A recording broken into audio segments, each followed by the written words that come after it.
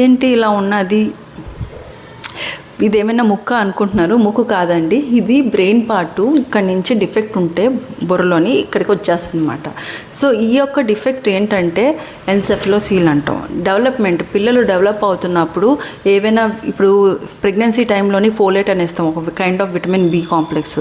So వాళ్ళు food సరిగ్గా తినకపోయినా ఇలాంటి న్యూరలాజికల్ డిఫెక్ట్స్ అంటూ వస్తాయి. అలాగా చాలా పార్ట్లు బ్రెయిన్ మీద, ఇక్కడ హెడ్లో చాలా పార్ట్, మోస్ట్ కామన్ వెనకాల అలా వస్తూ ఉంటుంది. సో ఇలాంటి డిఫెక్ట్స్ ఏమైనా ప్రివెంట్ చేసుకోవచ్చు. ఎలాగా, ఇది పుట్టిన దగ్గర నుంచే ఉంది కాబట్టి. సో ఒకవేళ ఇప్పుడు తర్వాత వచ్చినా కూడా మనం సర్జికల్గా రిపేర్ చేయొచ్చు. కానీ ఇది ముక్కు కాదండి, బ్రెయిన్ పార్ట్ ప్రొట్రూడింగ్ మాట, ముక్కు నుంచి బయటికి. ఇలాగ వస్తే మీ డాక్టర్ గారు చూపించండి, ఎక్కడి నుంచి డిఫెక్ట్ ఉన్నది దాన్ని క్లోజ్ చేసేస్తారు. అండ్ ఇంకోటి, ప్రెగ్నెన్సీ ఉన్నప్పుడు ప్రెగ్నెన్సీ టెస్ట్లు, స్కాన్లు అనేవి ఎందుకు ఇంపార్టెంట్ అంటే ఇలాంటివి ప్రివెంట్ చేయడానికే.